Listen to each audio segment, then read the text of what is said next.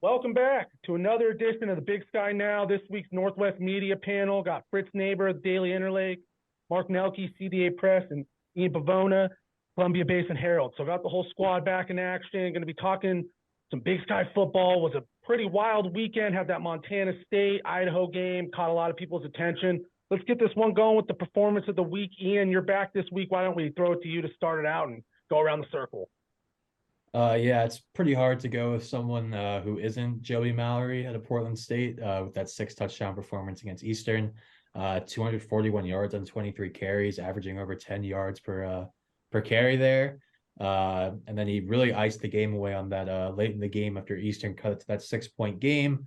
Portland State recovers the onside kick, and then Mallory takes it 44 yards to the house. Quite the performance from him, 6 touchdowns. So shout out to him. Right, video game type of numbers. Too bad there's not college fantasy football, or people would have been running away with that one. How about yourself, Mark? Sadly, that was the one I had written down too. So maybe on the fly, I'll come up with maybe Idaho's first half defense against Montana State, taking away the run and getting out to a 10-0 halftime lead. And then the second half looked more like how both teams play. But anyway, that first half was pretty impressive defensively for Idaho. Definitely. We'll get to that more later, I'm sure. How about you, Fritz? Well, just to be different, I'll say Giovanni McCoy, quarterbacking the Vandals to extremely efficient offense, first half and second half. And only got stopped once the second half. I kept thinking we had 4 lead changes, I think, and kept thinking, well, the Cats can get a stop here, and they couldn't. Jason Ack reiterated, I don't see how you can find it. Yeah, there's a better quarterback in LCS than McCoy. I think he falls back into my lead for Big Sky MVP and continues to impress me. He's just one of those guys, his confidence affects the whole team. You feel like they're never out of it. He always can figure out a way to make a play, and him and Hayden Hatton, their connection's unreal. So gotta like that choice. I'm gonna stick with the Idaho theme. Definitely hard to go against Portland State's guy. He had a heck of a game, but I will say Idaho's coaching staff, a little something different, but that first half game plan to burn as much of the clock, second half kind of kept that thing going. I looked, they had 41 minutes of time and possession. Bobcats offense is elite, but when they're on the sidelines, they can't do anything. And they only had 18 minutes on the field. Overall, just a great game plan from Coach Eck and the Vandals coaching staff. So I had to give them a shout out because it felt like ultimately that made a big difference in the game, just keeping the Bobcats out of that rhythm and forcing them to play from behind with limited opportunities. So great job by the Vandals coaching staff for sure.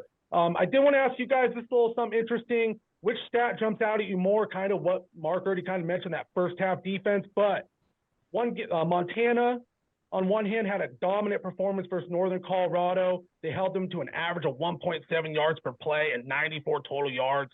40-0 was the score. That's a shutout. You don't see that often in today's college football.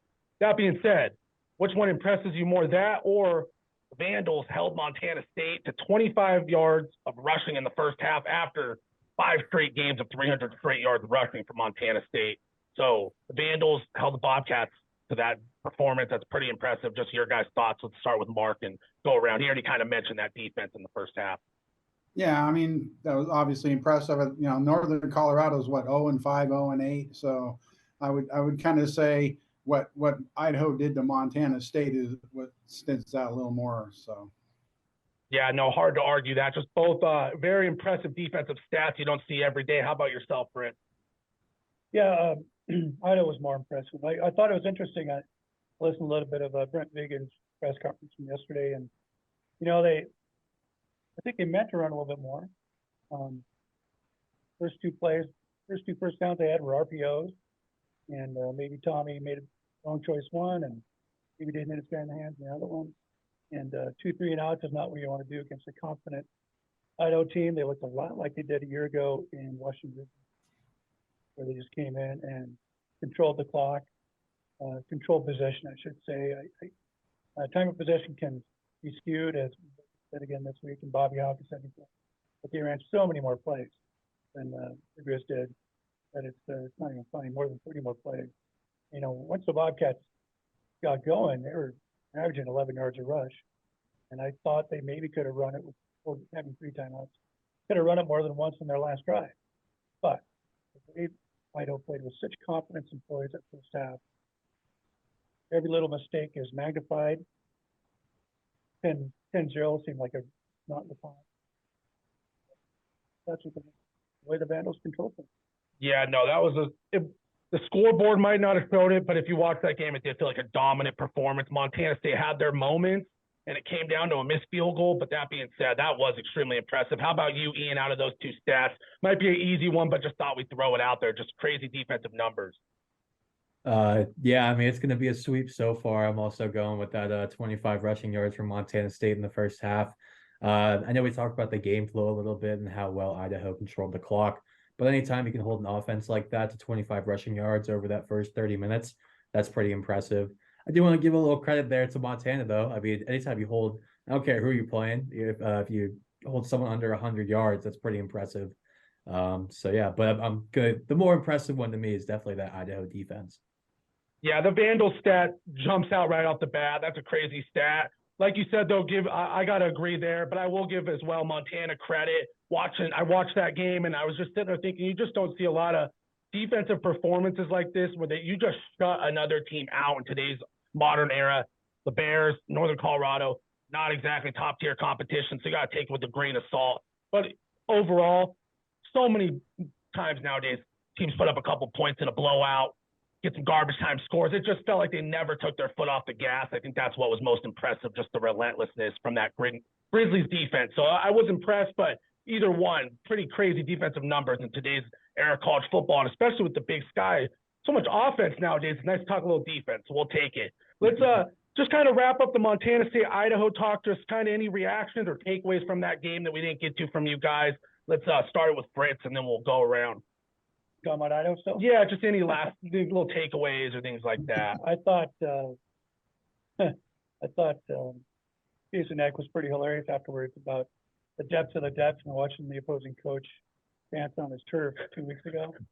But I don't know if there's anybody more demonstrative than Jason Eck. I don't know if you guys saw what I thought was a clear offensive pass interference in Idaho before they scored the go at TD, and he took his headset off and complained for a good solid 2 minutes straight. Well, they ran every one of the seconds up the play clock there and their next play, and then eventually scored. And he's pretty rowdy and demonstrative, and I can see maybe why Bobby Hawkins did it a little bit. Yeah, no, you don't see a lot of offensive linemen who end up as head coaches, and he has that offensive lineman fire for sure. You could tell he spent a lot of time in the trenches. How about you, Mark? Any final takeaways or reactions from that one?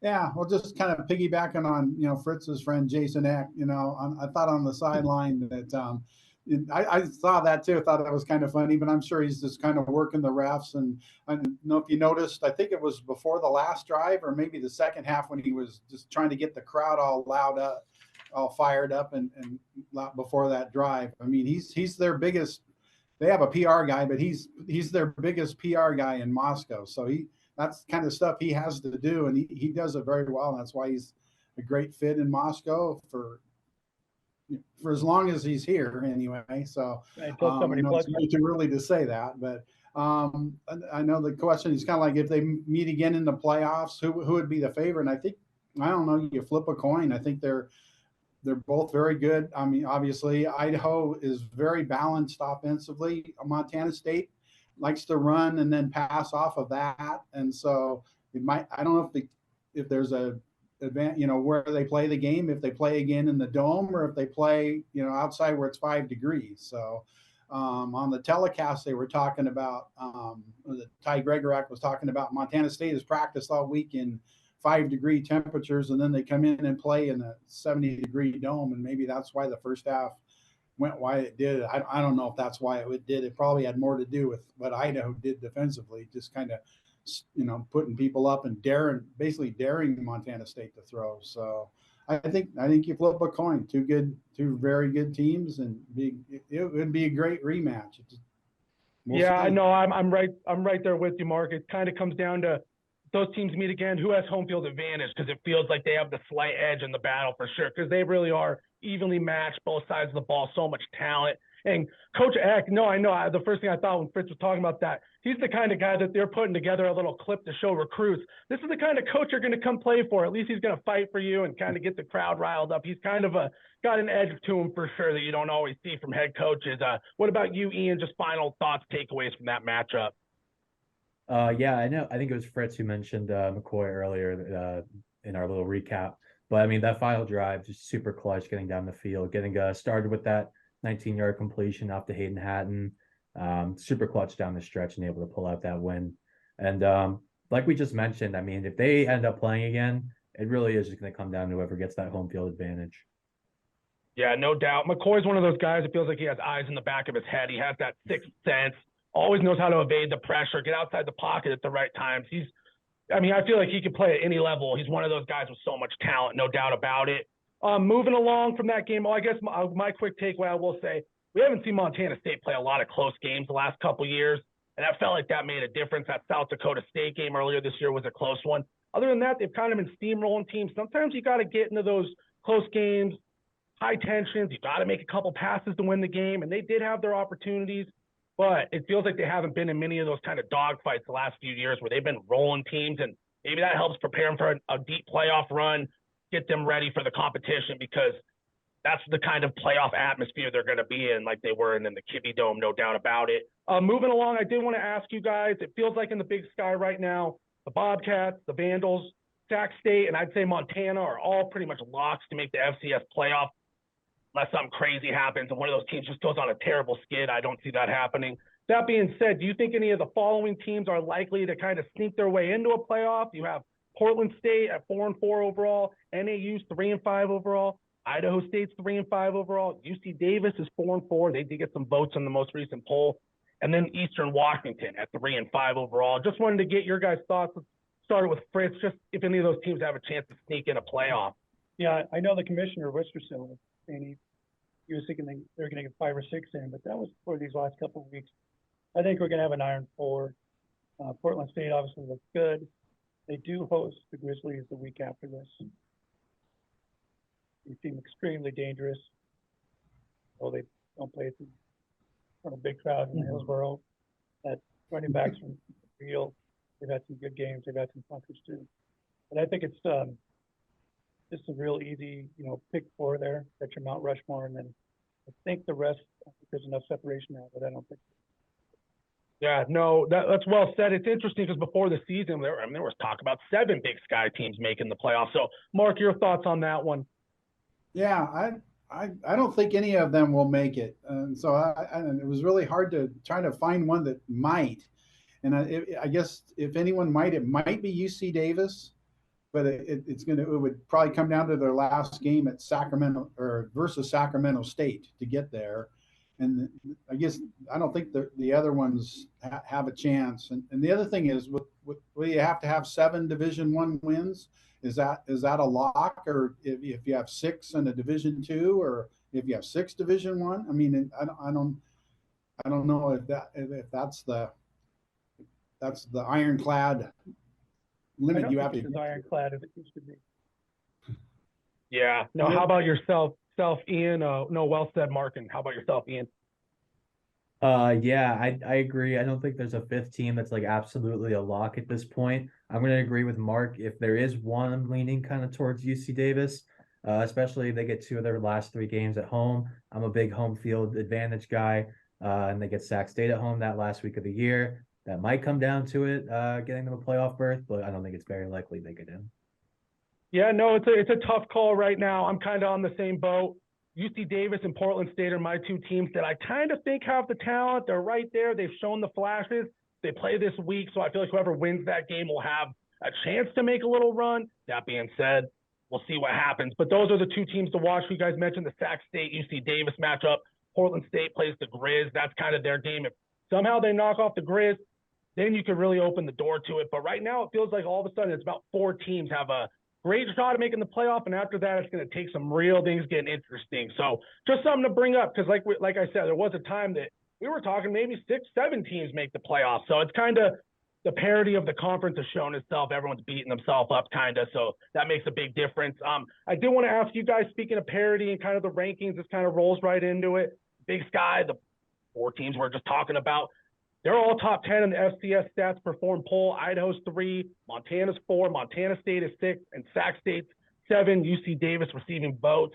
I bring that up. I did want to ask you guys kind of rank your top 5 Big Sky teams right now, just because it's so interesting at the top. It's so close, and you can kind of break it down by really nitpicking. But that being said, just an interesting thing to get. How about we start with you, Fritz, and kind of roll through it? I am interested if either one of you two vote in the FCS stats. No. Nope. I used to vote when I was at the Missoulian, and then I don't anymore, and I don't miss it. But I did vote. I'd had just based on who beat who. UM beat Idaho, beat MSU, and then MSU Sac State and so did Idaho. So those are my top 4. Griz, Vandals, Bobcats, Hornets. Subject to change, obviously, because there's 3 weeks left. For number 5, I'll go with the Sheep because it's my favorite road trip. There you go. Fair point. How about you, Ian? Yeah, I mean, right now I have Idaho on top. I know Montana beat them a couple weeks ago, but right after Idaho, I've got Montana State. I don't dock them too much. Now they dropped a little bit because they just lost in the poll. And then Montana was really right behind Montana State. And then I got Sac State after then. And then I'm going to round it out with UC Davis, like we just talked about. They're kind of that last team I think might be able to make a playoff run, even though not super likely. But I'm going to go with them to round out my top 5. Nope, solid list. It's interesting. It's so close at the top where you really can't go wrong. It's very interesting right now for sure. How about you, Mark? Yeah, I know this is kind of a cop-out, but maybe I have a tie at first with Montana State and Idaho. I think they're both pretty even. I mean, Montana State was a field goal away from overtime in that game, in a game that they did nothing in the first half. So I just think those are the 2 best teams. Montana 3, Sac State 4. And you say, oh, well, wait, Montana beat Idaho. Yeah, they did, and they did. But I think overall body of work for the season. And Montana was kind of skewed in that game. You know, they got the big lead, and then they played the whole second half basically protecting the lead. So we didn't really get to see Montana play a full game and what all they could do. So, you know, you play a little different with the lead when you're trying to protect it than when you're trying to show everything you have. So. Oh, fair point. Fair point. I do got to go the Griz number 1 just for the sake they won at the Kibbe Dome. I think that's a big test. I will say Montana is one of those teams. Watching them and looking at the numbers is very different. They play such an interesting style of football where I've said before, it's kind of ugly. It's not pretty. It's not really aesthetically pleasing like the modern era college football, but they find a way to get it done. I will say I got them number 1 now, but they have 2 huge tests on the horizon. Sac State in town this weekend. All the while coming out, you win out, then they are the number 1 team. I think beating Idaho, though, I had to give them the slight edge. But if you go off pure talent and kind of the firepower of it all, it's easy to go with Idaho or Montana State 1. Right now, I got Idaho number 2. They beat Montana State. Close game, like you said, Mark, came down to the wire up to a field goal. That being said, I think the Vandals showed a little bit more in that one. That's one of those ones that could change week to week. It all depends on how they play. They're so evenly matched. And then Montana State's number 3. I never thought at this point in the season I'd have the Bobcats number 3, but they have 2 losses. And they've showed a little bit to me like maybe I don't want to say they got exposed versus Idaho, but they showed a little bit of there is a way to beat the Bobcats. Force them to throw the football, and things get a little bit weird. They had a good second half throwing the ball, but that's not the Montana State team that we've got accustomed to. After that, Sac State, I think they're easily number 4 with a chance. They could rise all the way. Like I said, they had the talent to be best team in the conference almost. New coach, new quarterback, a lot of new pieces. But raw talent-wise, Sac State's unreal. And then I do have Portland State number 5. I think their quarterback, Dante Satcher, he's playing out of his mind this year. He's had a ton of big games, and I think that kind of puts them over UC Davis. But Miles Hastings is also a heck of a quarterback. A lot of great QB play in this league. Like I said, they play this week, so we'll kind of figure that one out. UC Davis was my honorable mention. But speaking of Sac State and Montana, why don't we kind of get right into that game? That'll be kind of the big game of the week for the Big Sky, top 10 battle. Last year, Sac State beat Montana. I believe it was an overtime loss. A little controversial call. A lot of Griz fans weren't happy about that. So why don't we dive into a little predictions for this one? We'll get going with you, Fritz, and go around the circle. Yeah, I was just I kind of forgot about that little out of bounds pass reception that was called inbounds down there. That was one of those down the stretch losses for the Griz. It kind of hurt them in the playoffs. I think home field advantage. I think I have to give the Griz an edge on it. I think it's interesting that both teams had pretty exciting debut quarterbacks. There was a true freshman for each team. Came in and got some stats. It was I got to look at it. Ely, IOT for Griz, threw for 89 yards and touchdown. And then Carson Conklin for the Hornets came in, and they're down 16-14, and almost instantly threw a go-ahead touchdown pass and wound up with 235 yards, and maybe could have been our breakout performance. Threw for 3 TDs total, helped the Hornets score the last 37 points, and what became a blowout. And he also lost the TD when one of his receivers reached the goal line and fumbled it for touchback. So Hornets are awfully talented. Pulled up 550 yards in Idaho State, thereabouts. But still, just seem to find a way. Send it home. It'll be loud. I'll go with the Griz by about 8. Yeah, hard to pick against the Griz at home. How about you, Mark? Keep it rolling. Yeah, I agree. I think the Griz are playing well. I mean, they need to win, and I mean, I guess you don't really necessarily need to win when you can buy a home playoff game, but in their case, they're playing better, and like they had that IOT playing quarterback too for part of that game. I'd be curious to see what their plans are with him and the other quarterback that they have, stuff like that. But I think Montana's obviously favoring that one. So yeah, how about you, Ian? I'm interested to see the Montana run defense match up against that Sacramento State rushing offense. It's kind of a good strength on strength unit there. But I think Montana pulls this one out, kind of maybe a bit of an ugly game, low scoring. But I think they're going to pull it out, especially with that home field advantage. Yeah, I'm right in the same boat. Home field advantage, expecting kind of a dogfight kind of a game. I had in my notes here. I feel like that's one that we could see the Griz make a big special team play. They have a knack for that, or maybe a pick six, something like it's going to take something, make an extra play because it's going to be a close game. Both teams are competitive. I will say Fritz mentioned him. Conklin, freshman quarterback from Sac State. If they roll with him again, I'm interested to see going into Washington Grizzly Stadium in Missoula, electric environment, second career college appearance. The Griz defense is coming off back-to-back games with 6 sacks. So how does a freshman QB go up against that D-line? Big test for him right off the bat. If he goes and improves himself, that'll say a lot. But the odds are definitely against him there. Historically, freshman QB, tough environment, tough defense. I will say, Ian, you had a great point with the run game for Sac State.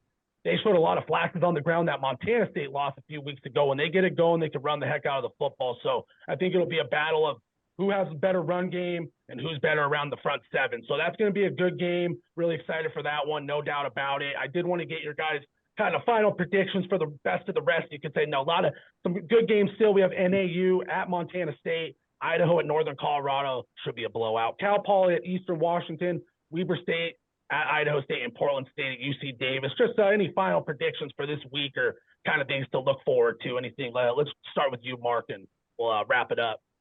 Yeah, Idaho, Northern Colorado is kind of one of those games you just want to keep it going and not get anybody important hurt and stuff like that. And almost the same the next week when they go to Weber and then they got Idaho State.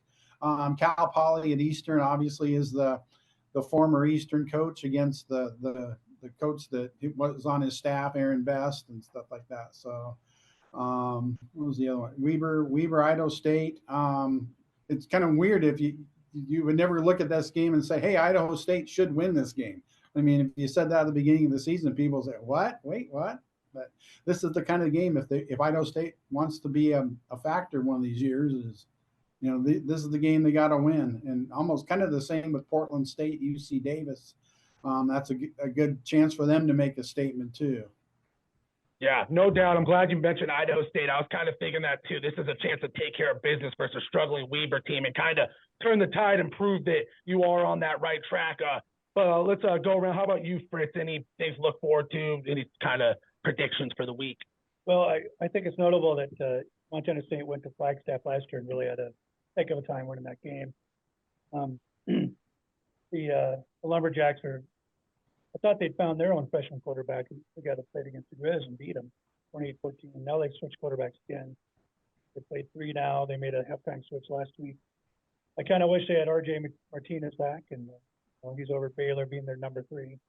But NAU is still a dangerous team, and I think the Cats will win. I think if the loss is a good loss, the one they had in Moscow is going to be good for them. Mm-hmm. I still kind of expect them to be in Frisco in a couple months.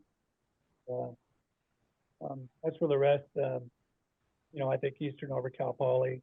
I think Idaho State, like Mark said, a good statement for them. Portland State and UC Davis, one of those two maybe has a chance to play off. Comes down to Saturday. And then, of course, Idaho, I think they'll have much of a challenge over there in Greeley, Colorado. Yeah, no, they should roll in that one. Like Mark said, you're just trying to get out of there healthy in that one for sure. How about you, Ian? Yeah, I think Montana State's going to try and take that game script that Idaho did and just try to run the clock, maybe run the ball 40 times in the first half, kind of get that going back in that first half run game. I also think Idaho just really keeps the foot on the gas, keeps rolling. I think Eastern's going to get back in the win column this week after a couple of losses. Cal Poly allows a lot of points. Eastern likes to throw the ball. I could see that being a bit of a high-scoring game in Eastern's favor. I think Idaho State's going to take down Weber State. And then I've been a positive UC Davis guy this whole episode. I'm going to stick with them over Portland State this week.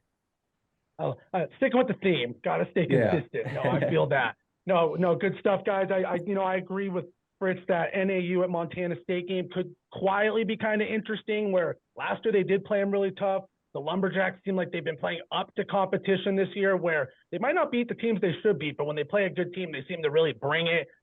That being said, I expect to see a lot more Sean Chambers this week. That'd be my prediction for that one. Bobcats win, and Chambers just kind of had a down week. It feels like against a little lesser competition, let that dude roll again, get going again before the playoffs and for all the Wild, because he was in the groove, and all of a sudden we barely saw any Sean Chambers. So that'd be one of my big ones.